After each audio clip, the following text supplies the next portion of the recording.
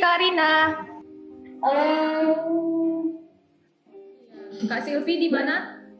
ya sekarang di Jogja. Kalau Kak Rina di mana? Aku di Jakarta, tepatnya Jakarta Barat, Cengkareng. Jakarta Barat. Lagi pada di mana itu kakak-kakak? Lagi di kos. Kosan. Kak Silvi di kos, Kak Rina juga di kos ya? Ya, selama di Jakarta nggak pernah yang ngerasain namanya homesick atau apa gitu. Pasti lah ngerasain homesick. Sebenarnya cuma 0,09% kali ya orang merantau yang nggak merasakan homesick, karena rata-rata pasti, apalagi yang kayak aku anak rumahan, bisa dibilang tuh pasti ngerasain homesick setiap kali, bahkan dari awal kuliah sampai sekarang udah kerja juga masih ngerasain homesick. Berarti emang misalnya kan kakak kan awal-awal nyampe di Jakarta tuh kan pas kuliah tuh kan, itu homesicknya itu masih sama nggak sih sampai sekarang ini udah kakak setelah 8 tahun udah kerja? Beda. Gimana tuh?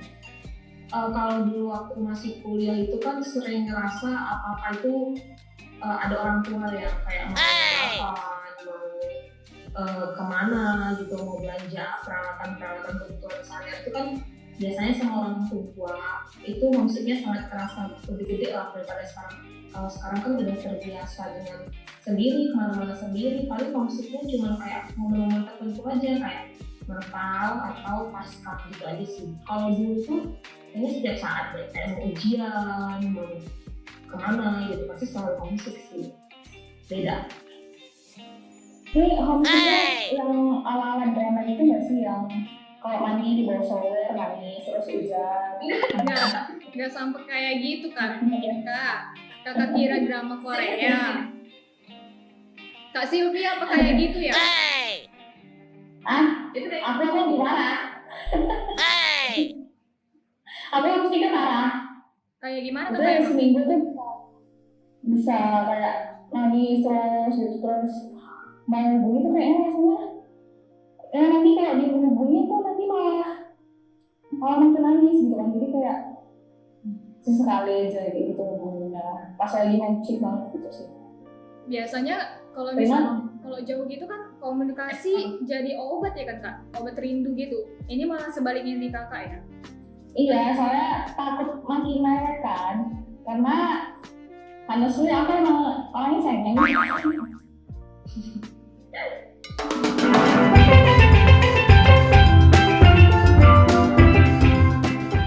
Apa sih Kak suka duka yang kakak lewatin selama 8 tahun ini?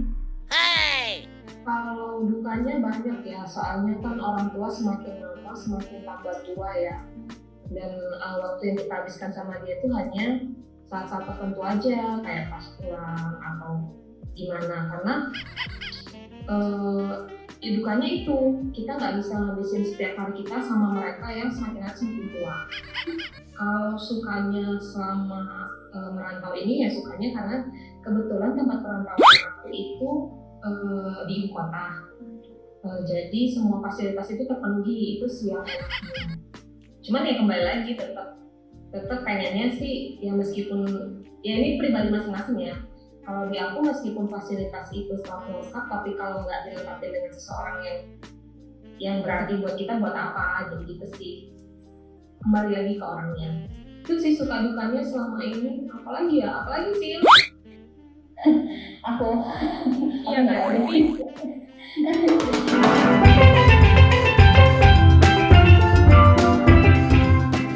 Kalau ngalamin homesick itu kayak gimana?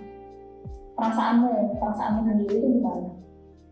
Campur aduk sih, sedih, terus ya sedih aja sih, soalnya fisik di sini tapi kayaknya jiwa itu masih di Binjai. Jadi kayak ya sedih, nangis, kangen juga kan. Biasanya hari-harinya seperti ini, balik lagi ke sini ya kosong, hampa. Hanya di ruangan kamar kecil ini aja mungkin aku beraktivitas sama di kantor kan. Kalau di rumah kan Sabtu Minggu bisa ngajak keluarga nonton, atau meskipun aku ada keluarga ya di Bekasi, dimana aku mungkin setiap sebulan atau 2 bulan sekali main tuh ke rumah kakak sama abang aku di Bekasi, cuma tetap aja masih ngerasain homesick, kenapa aku nggak bisa di tempat ini dengan fasilitas seperti ini bersama orang yang dari kecil sama orang tua sama adik-adik aku. Antara homesick sama culture shock, yang paling menyakitkan itu homesick atau culture shock menurutmu sendiri? Homesick lah, menurut Homesick. aku ya. Nah, kenapa bisa mikirnya lebih berat homesick? Karena kalau culture shock itu kita bisa beradaptasi, tapi kalau homesick itu susah ya. Homesick Kalau menurut aku. bisa terjadi kapan aja ya kan? kali ya, karena jarak ya. Ya, karena sebenarnya yang dirindukan itu bukan bangunan rumahnya, suasana rumahnya itu sih, Benar. orangnya. So sweet sekali kamu. Nah, Iya, Kak.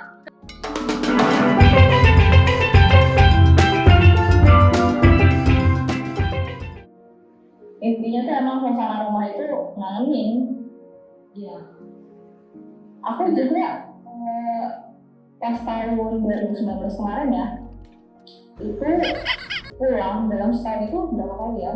3 kali gitu kayaknya. Dan itu range waktunya tuh lama-lama gitu. Jadi sekalinya aku pulang tuh sampai 2 bulan gitu. Karena emang sekarang itu sama rumah gitu. Walaupun dengerin omelannya ibu sama bapak itu kayak malah ketawa gitu, malah seneng. Ya udah sih aku di rumah gitu. Seneng.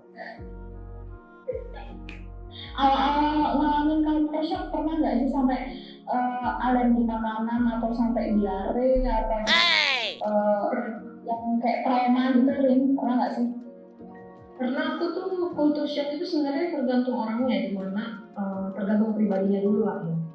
Karena Ya. kebetulan aku tuh orang yang ya itu kayak tadi anak rumahan, jadi bukan hal yang baru yang aku biasanya nggak dapet di rumah, tiba-tiba dari tempat ini kan jadi shock ya, nggak nyaman juga. Pertama kali itu yang aku alami dan aku shock banget itu adalah jam bangun pagi, coy. Kenapa tuh Iya, Kak? banget. Soalnya kalau di Jakarta kan jam 6 itu udah terang ya, sedangkan di Jogja itu jam 6 itu masih gelap. Iya, masih Terus ya tidur ya nggak sih? Ya, aku tidur. Terus kalau untuk makanan banyak sih ya, karena kan memang lidah kita di Sumatera itu lidah yang terbiasa dengan makanan yang pedas. Terus ya lidah kita lah menyesuaikan ketika di sini tuh kayak pernah sih sekali diare karena makan sambal yang ada gulanya. Aku nggak ngerti tuh, manis sambelnya, Gulanya. aneh aja. Terus aku juga baru pertama kali tempe orek, tempe digoreng pakai kecap, aneh. Tempe bacem, terus jamur kan kita tuh dulu ya, aku yang mikirnya tuh jamur itu makanan yang nggak boleh dimakan gitu. Sebenarnya ada yang bisa dimakan, tapi kayak ya lebih baik nggak usah dimakan. Tapi ternyata di sini tuh jadi makanan yang favorit, jamur crispy. Dan semakin lama aku udah terbiasa sih dengan culture shock itu. Awalnya tuh shock ya, apa jamur? Tapi ya udah terbiasa. Diare Terus sekarang nggak pernah diare lagi, Rin? enggak. Oh, aku pernah sih, bukan diare sih, lebih ke makanan yang jadi kebetulan kan pencernaan aku tuh nggak bisa yang kayak sensitif lah, bisa dibilang. Aku tuh sering banget di sini tuh kan padat penduduk ya, jadi kayak tempatnya itu berdempetan gitu. Mungkin saluran airnya kurang bersih, sama kemarin itu ya nggak ngerti ya, kita kan belinya di depan, dia masaknya di belakang. Pernah aku tuh beli gado-gado, terus kayak pulang-pulang tuh aku demam tinggi, terus ke dokter ternyata aku tipes, dan dibilang ya itu karena pencernaannya, kamu habis makan apa? Ya ternyata ya sebenarnya bukan hanya di sini sih ya untuk masalah kayak gitu, cuman mungkin di sini karena ya itu tempatnya kurang bersih, terus rumahnya juga saling padat penduduk, jadi kayak ngebuat pencernaan aku tuh jadi kayak shock aja dengan makanan yang ada di sini. Kalau Kak Silvi gimana Kak? Kakak kan juga pasti ngerasain culture shock kan? Ya, itu. Jadi pas di Jogja kemarin, culture shock aku sih lebih ke makanan. Jadi penyesuaian makanan, terus cuaca juga. Makanan kemarin tuh aku sampai diare hampir 1 bulan, terus ke dokter terus gara-gara makanannya itu. 1 bulan. Itu kayak makan biasa aja, kayak sambal, terus ya udah ikan, terus kadang ya ayam gitu. Cuma itu sampai diare 1 bulan awal-awal di Jogja ya. Kalau cuaca sih karena emang kadang di Jogja itu bisa dingin banget kan, apalagi daerah Dieng kan kemarin sampai ada saljunya gitu kan. Nah itu kalau pas dingin banget di Jogja tuh aku yang sakit gitu. Terus kalau panas bisa panas banget. Itu sih. Itu dari segi cuaca dan makanan ya. Kalau culture orangnya mungkin beda lagi. Kalau orang di sana emang gimana Kak? Kok sampai Kakak wow gitu? Ya, Bener-bener habis kalau di sana. Kenapa Kak? iya, kamu tuh harus gratis di sini. Kamu nggak bisa, woi, jangan ada. Nggak bisa gitu. Lo kan itu juga ngomong kayak biasa kan kita? Bukan yang bermaksud gimana-gimana kan? Iya, tapi kan kalau di sini kan kayak punya tata keramanya sendiri kan. Nah, contoh kecilnya aja ya, kalau di Medan kan, kalau misalnya kita bertetangga nih atau ada yang nggak kenal gitu di mana gitu, di Swalayan atau di mana gitu, kita lewat itu harus permisi, kayak nganggukin kepala gitu. Jadi itu artinya kayak permisi, oh iya silahkan lewat kayak gitu. Nah kalau di Medan kan enggak, ya udah lewat gitu. Jadi kalau misalnya di sini anggukan kepala itu artinya ya sopan santun dan tata krama sih. Di Jakarta gimana Kak Rin? Kalau misalnya sama orang Udah amat. berarti 11-12 sama Medan lah ya. Itu dua. Tapi kalau memang sih untuk orang-orang pekerja itu mungkin lebih ke masa bodo amat ya. Tapi kalau masyarakat sekitar ya ada yang bodo amat, ada juga yang ramah sih. Berarti di Jakarta itu tingkat apatisnya itu tinggi ya, Rin? Lumayan kalau yang pekerja-pekerja gitu ya apatisnya bodo amat aja sih. Kalau misalnya untuk hal-hal yang nggak berguna buat dia ya biasa, ya bodo amat. Cuman sekarang itu kan udah penuh dengan medsos ya, TikTok, Instagram. Jadi kayak sering menunjukkan aksi-aksi sosial, terutama YouTuber gitu kan. Jadi ya mungkin semakin hari ya kalau kita di tempat-tempat tertentu ya tetap ada rasa sosialnya. Tapi ketika ada hal-hal tertentu yang mungkin membuat ya bodo amat untuk orang di sekitar. Untuk teman-temanmu sendiri nih, kan kuliah temanmu itu nggak cuma dari daerah Jakarta, tentunya kan pasti dari luar Jakarta, luar pulau kayak sendiri itu kan dari Medan gitu. Itu pernah mencocokkan diri dengan mereka gitu. Iya, aku tuh kebetulan di kampus itu seluruh Indonesia ya, jadi ada berbagai macam suku, budaya, dan juga pribadi orang masing-masing lah, makin beragam. Ada yang dari Kalimantan, ada yang dari Papua, ada yang dari Sulawesi, Jawa, Sumatera, semua seluruh Indonesia ada. Mungkin pengalaman terburuk yang pernah aku dapatkan itu waktu di awal masuk kuliah tuh di tahun 2013. Karena kan terutama nih kalau boleh jujur ini adalah pengalaman pribadi di mana ada suatu, ya benar kayak kata Siti, tata krama itu ya berbeda ya setiap daerah. Dimana kalau di Medan itu kan ngomong kasar, puas itu udah biasa ya. Terus ngomong sebenarnya bukan kasar ya, Rin, sebenarnya bukan kasar, oke. Sebenarnya bukan kasar, dia emang kayak gitu ngomongnya gitu kan. Kayak contohnya nih, kayak gini aja kok nggak tahu, kau kayak gini aja nggak tahu, itu tuh biasa gitu. Iya. Kayak ngomong sehari-hari. Dasar itu coy.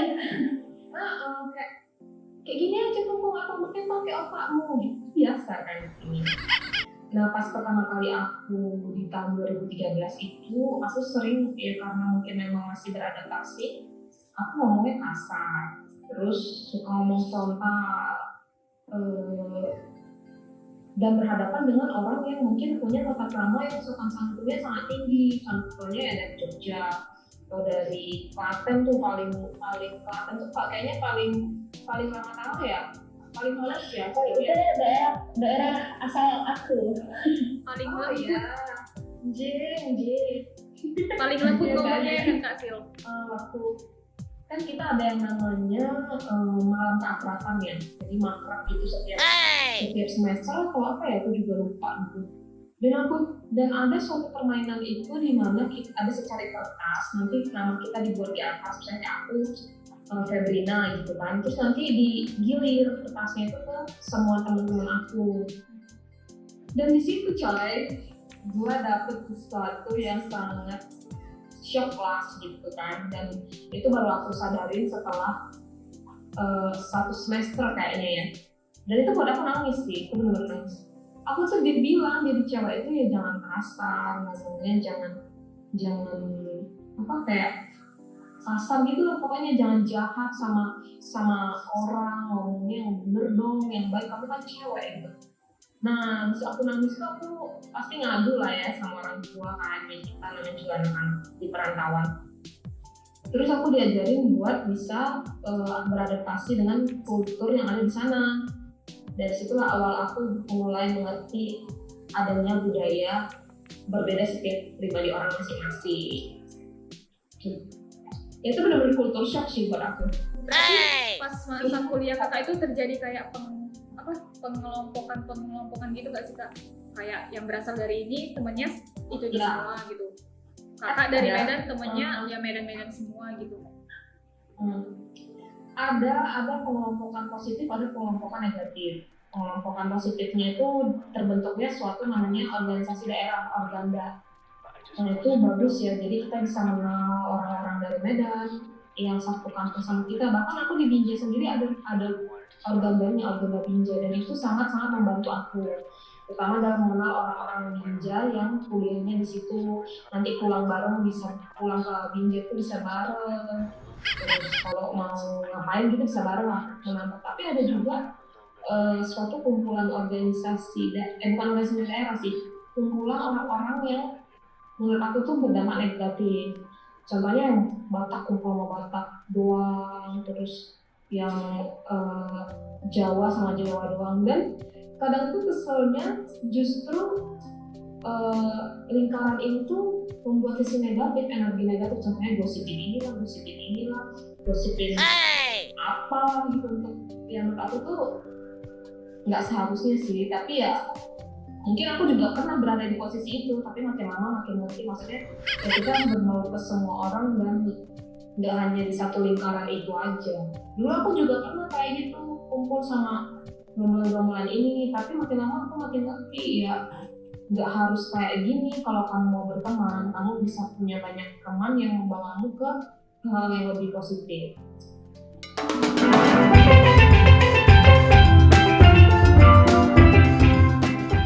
Lingkungan pertemanan kakak di sana gimana Kak Lin?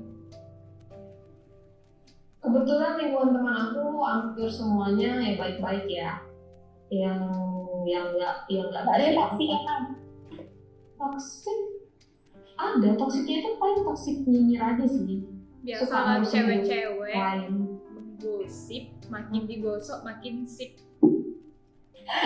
Tapi tuh iya benar, tapi nih gosipnya kayak gosip lebih ke iri hati kan, nggak berusaha untuk keluar dari lingkungan itu. Kalau sekarang ini kebetulan lingkungan aku udah lumayan bagus karena banyak orang yang milenial, tapi lebih ke visi ke depan, visi ke depan. Contohnya lebih ke investasi, jadi lebih mikirin hari ke depan. Jadi aku juga banyak belajar sih di lingkungan yang baru. Jadi nggak hedon lagi guys, nggak hedon. Dari segi religion kesulitan nggak? Kesulitan, soalnya di sini kebetulan aku udah sempat coba itu untuk punya persekutuan. Pengen kan yang persekutuan dulu waktu kuliah aku sebagai pengurus pemuda di salah satu gereja di dekat kampus. Bagian pemuda untuk pelayanan di ibadah. Jadi yang bawa firman, yang bawa musik, yang bawa penerima tamu itu kita yang atur. Tapi setelah aku kerja itu lingkungannya sangat sulit aku dapatkan. Aku nggak ngerti kenapa. Kayaknya sih yang ada salahnya dalam diri aku sendiri. Sempat cari date gitu untuk di gereja-gereja mana gitu. Tapi kayaknya aku belum ada kok sampai sekarang. Jadi sulit sih nemu persekutuan, kayaknya di akunya sih juga ada yang salah. Kak Silvi gimana Kak? Memang aku Kalau dari segi religinya? aku pribadi sih ya memang kalau aku bilang nggak kesulitan ya karena emang minoritas mayoritas itu ada banget gitu. Aku sendiri jujur ya kalau aku sendiri malah pernah berpikiran apa aku pindah agama aja ya gitu. Pernah sampai gitu. Iya sumpah gitu. Serius? Tapi itu cuma kayak pemikiran konyol gitu doang Rin. Setelah itu kayak ya udah aku ibadah lagi gitu. Terus doa gitu. Tuhan maafin aku ya kalau misalnya aku ngomongin orang gitu. Ya itu cuma pemikiranku yang sepintas gitu aja gitu. Ya agama itu berharga karena emang teman-teman di sini tuh emang ya mayoritas gitu religinya gitu. Jadi aku harus bisa menghargai juga dan aku berharap mereka menghargai juga. Tapi sampai sekarang sih ya ada sih yang menghargai tapi ada juga yang sulit gitu. Jadi yang sulit itu ya aku hindari gitu. Banyak kalau di sini yang kayak gitu ya. Kayaknya di mana-mana terjadi deh Kak yang kayak gitu ya. Di sini juga ada yang kayak begitu. Cuman ya gimana kitanya pandai-pandai menyikapi kan. Iya benar. Aku pernah punya pengalaman lucu aja sih. Pas aku pulang tahun 2019 itu ke Medan. Terus aku kan di sini kayak pengendara motor di sini tuh kayak taat banget sama peraturan lalu lintas gitu kan. Nah kalau tiba aku pulang ke Binjai itu kayak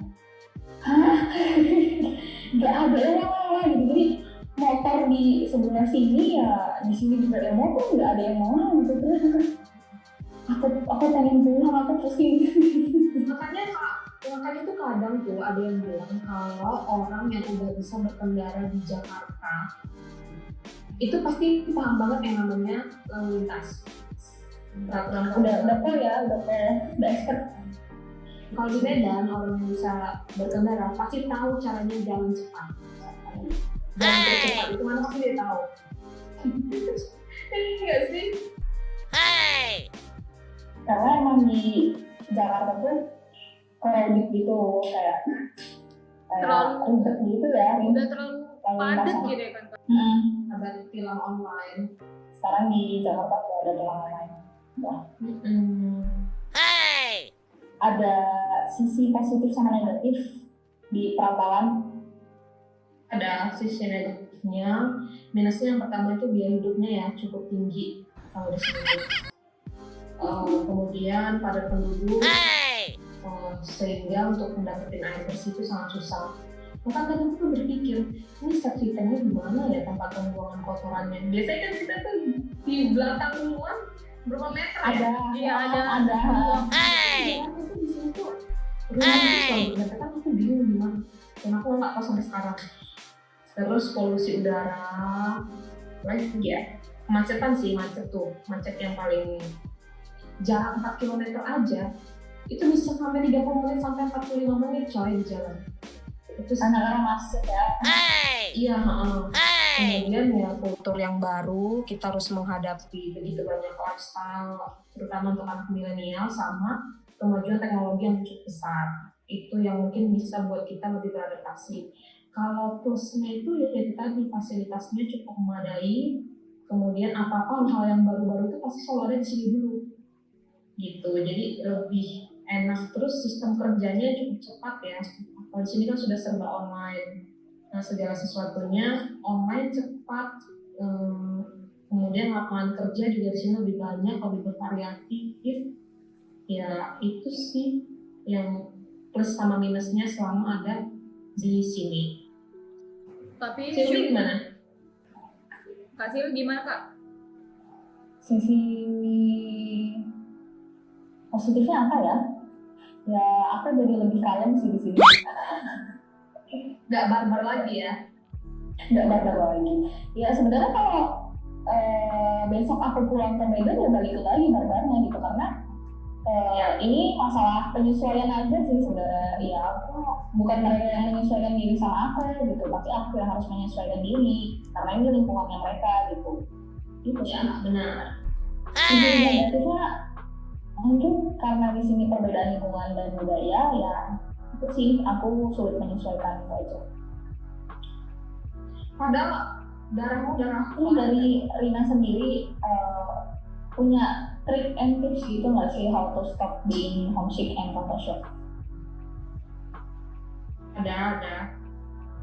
Tapi nggak secara permanen ya, mungkin untuk bisa menghilangkan sementara. Yang pertama tuh aku punya tips yang paling harus kamu tanamkan di dalam diri kamu. Kuatkan motivasi. Kamu tujuan merantaunya itu ngapain sih? Tujuan merantau sampai sejauh ini ninggalin rumah. Harus ingat, jadi ketika homesick itu datang, kamu harus ingat, oh tujuan aku di sini itu mau kerja, tujuan aku di sini mau belajar, kuliah, aku harus bisa gitu. Mungkin ingat juga perjuangan sejauh ini, selama ini apa. Jadi kuatin motivasi kamu ketika kamu sedang ada di perantauan. Kemudian yang kedua itu adalah membuat tempat tinggal kita, kos-kosan kita itu nyaman. Tapi jangan cuma nyaman dan produktif.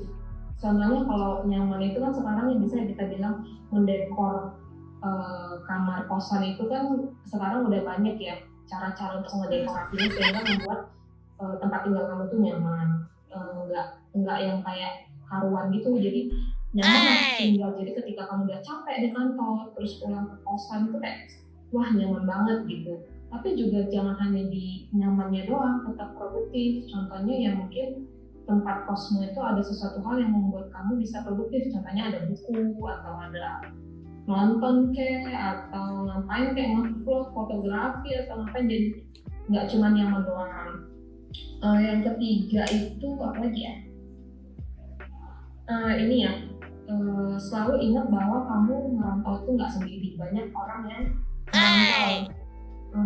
Karena kadang tuh homesick itu ada ketika kita tuh sendiri dan kesepian. Jadi ya betul. Jadi selalu ingat dan tanamkan, gue nggak sendiri nih di perantauan ini, ada begitu banyak orang yang juga merantau, mengadu nasib di tempat ini, sama-sama berjuang. Jadi tetap selalu ingat kamu nggak sendiri, meskipun ya kadang ada orang merantau ya kayak udah punya keluarga di sini, terus enak banget dia ada temennya, ada keluarganya, lah gue sendiri ya di sini merantau. Jangan sampai kayak gitu. Jadi tetap ingat ketika homesick itu datang, selalu ingat kalau kamu tuh nggak sendiri, pasti ada orang yang mungkin jauh lebih susah gitu. Jadi bersyukur aja bisa merantau sejauh ini. Yang keempat itu tips yang paling jitu kali ya pulang. Itu sih caranya. Itu cuma itu Pulang lah, udah langsung terobati homesicknya. Iya, itu solusi ya. Itu solusi. Gimana caranya supaya homesick itu berkurang ataupun hilang? Ya pasti harus pulang gimana pun. Tapi kan sekarang pulang di sini tuh artiannya sudah luas ya. Contohnya sekarang udah bisa virtual ya, kayak Zoom gini sama keluarga, atau kalau dulu aku ya di tahun 2017 itu belum ada video call, adanya Skype. Pernah pakai nggak? Pernah.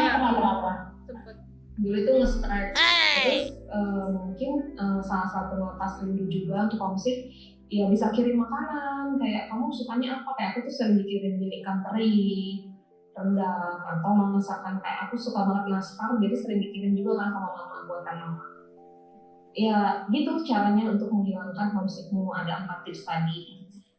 Kemudian kalau untuk tips and trick culture shock, mungkin ini ada yang dinamakan dengan fase U-curve. Jadi ada fase kurva U gitu, dimana itu kan culture shock itu ketika kita tidak nyaman dengan suatu lingkungan yang baru, segala sesuatu yang baru, sehingga membuat kita tuh merasa aneh aja gitu. Jadi sekarang untuk tips dan triknya ketika kamu berada di culture shock itu, baik ada di Indonesia maupun kamu di luar negeri, mungkin dengan menggunakan fase kurva U ini, di mana tahap pertama itu kita harus bisa beradaptasi. Jadi kita harus punya skill beradaptasi dengan budaya-budaya baru yang ada di sekitar kita. Jadi jangan cuma egois dengan diri sendiri lah, kan gue dari Medan, suka-suka gue dong mau apa di tempat ini. Jangan kayak gitu. Jadi kan harus punya skill untuk beradaptasi dengan lingkungan yang baru. Ya meskipun kadang orang merasa kok aku sih harus beradaptasi, nggak gitu juga sih. Soalnya kan kita jadi kembali lagi ke diri kita. Kamu mau terus-terus begini, nggak bisa beradaptasi, terus merasa nggak enak dan nggak nyaman dengan hidupmu di perantauan atau gimana? Pasti kan pengennya kita nyaman ya di tempat ini. Jadi kamu harus punya skill untuk beradaptasi untuk hal-hal yang baru dan budaya-budaya yang baru. Yang kedua itu recovery. Jadi memulai untuk membiasakan diri dengan hal baru tersebut. Ya contohnya kayak aku sama Sylvie yang udah mulai terbiasa dengan makanan di sini, tata keramanya juga, kemudian hal-hal yang baru yang ada di sini. Fase yang ketiga itu adalah kalau yang aku baca itu mastering phase. Jadi keadaan dimana sudah menerima culture shock tersebut. Kita udah menerima nggak sih untuk hal yang baru ada di sini? Aku pribadi sih, ya karena aku belum terlalu lama di sini, yang masih 3 tahunan. Ya pasti masih ada hal-hal yang baru yang mesti aku terima. Iya. Mungkin ini tahap yang paling atas ya, soalnya kan tadi pertama kali kita udah beradaptasi, kemudian recovery. Yang tahap yang paling ini adalah yang paling tinggi itu mastering phase. Jadi kita udah bisa berhadapan dengan kultur yang baru tersebut. Dan tips aku yang paling terakhir adalah bijak dalam segala hal, baik dalam bergaul maupun bersikap. Apalagi kamu berada jauh dari orang yang mungkin bisa membatasi atau memantau kamu dari orang tua. Jadi jangan sampai kamu nggak bisa bijak dalam hal yang mungkin bisa membuatmu atau menjerumus kamu dengan hal yang buruk yang bisa buat malu keluarga, buat malu teman-teman di sekitar. Ya intinya kan mengandalkan diri sendiri ya, intinya mengandalkan diri sendiri.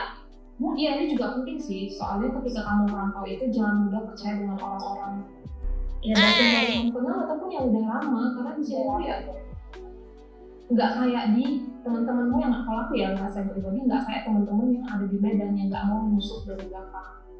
Di sini begitu banyak orang yang face-nya baik, ngomongnya baik, tapi di belakang itu parah banget coy. Jadi cuman percaya sama Tuhan. Jadi ibaratnya kayak pintar-pintar memilih lingkungan nggak sih Kak? Iya, pintar-pintar.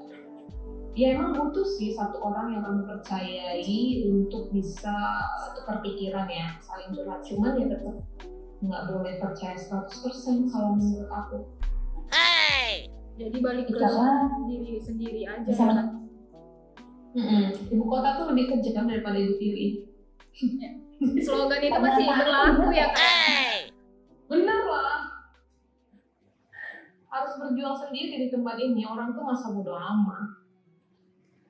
Mungkin tips dan trik dari Kak Rina bisa untuk aku juga, karena emang aku belum pernah ngerantau kan. Siapa tahu kita nggak tahu kedepannya gimana nih. Aku bisa dapat ilmu baru dari Kak Rina. Dan buat teman-teman di luar sana mungkin juga ada yang lagi ngerantau atau kedepannya kita nggak tahu gimana ya kan. Jadi bisa pakai tips dan trik dari Kak Rina. BTW aku mau kasih tahu satu ini sih, mungkin yang paling sulit untuk didapatkan tapi paling penting untuk didapatkan juga, yaitu persekutuan sih. Iya, penting sih itu. Kayak iya, meskipun kita berada di perantauan ini, persekutuan itu sangat penting karena kita harus bertumbuh, bukan hanya bertumbuh dengan kultur yang baru, tapi juga bertumbuh dengan iman yang baru. Kayak aku jujur sampai saat ini belum bisa menemukan persekutuan yang cocok Dan aku persekutuan yang selama ini mungkin aku dapatkan yang mungkin kayaknya mengayomi aku selama ini meskipun aku kadang jarang, ya ini GP Paulus Indet. Sorry ya guys, aku jarang ikut GP. Tapi emang iya gak sih ya, karena aku pribadi juga belum ada nih nemuin persekutuan yang benar-benar kayak di home base kita gitu. Jadi aku di sini ya ikut persekutuan gitu, gereja iya, terus ikut ibadah pemuda juga ya iya, cuma nggak ada yang seasik dan seenak lo. Kalau aku bilang GP Paulus ini setia coy. Iya setia dari aja. Rin, kita tuh dari kecil ya Rin. Iya, kita dari kecil ya bareng dari Iya. dari GPID ini masih dalam bentuk apa? Ruko ya masih baru Bangunan baru rumah papan. apa? Soalnya aku itu di persekutuan yang di dekat kampusku itu sekarang udah lost kontak, udah nggak kenal lagi. Jadi aku kayak ditinggalin gitu aja, udah kan tugas kamu udah selesai. Salut buat kita DJ. Sarangnya. Makasih ya Kak Rin yang udah mau gabung untuk podcast cakap-cakap hari ini. Semoga tips dan trik dari Karina bisa berguna untuk aku dan teman-teman yang sedang berjuang sebagai anak rantau. Termasuk Kak Silvi juga sama Karina. Yes. Semangat di Thank you perantauan. Rin for coming di podcast cakap-cakap ini. Udah meluangkan waktunya, udah mau ribet. Guys, tetap stay safe karena corona makin gila, makin parah, makin meningkat. Jadi tetap jaga kesehatan, tetap patuhin protokol kesehatan juga 3M. Memakai masker. Sekarang 5M Kak? Udah nambah ya? 5 malah. Gak lupa. Setauku Itulah pokoknya. menjaga jarak, memakai masker, sama mencuci tangan. Itu 3M. Tambahan satu lagi mematuhi protokol kesehatan. Ya. Yang kelima tuh gak tahu apa. Yang kelima, melupakan mantan. Wow. Ada quote Semoga di tahun ini kita ditinggalkan oleh virus-virus jahat ini dan dikatakan orang yang serius. Amin. Kayaknya udah gak sabar kali ya Karinnya. Soalnya kan kita dijauhkan dengan virus tapi didekatkan dengan yang serius, coy. Mantap. Ya udah, iya itu benar. Ditunggu Karina sama Kak Silvi, ditunggu kepulangannya biar bisa gabung sama Paulus ini guys. Ya, doain aja ya. Aku Makasih udah gabungnya Karin. Sampai ketemu di podcast yang lain. Di podcast selanjutnya. Dadah.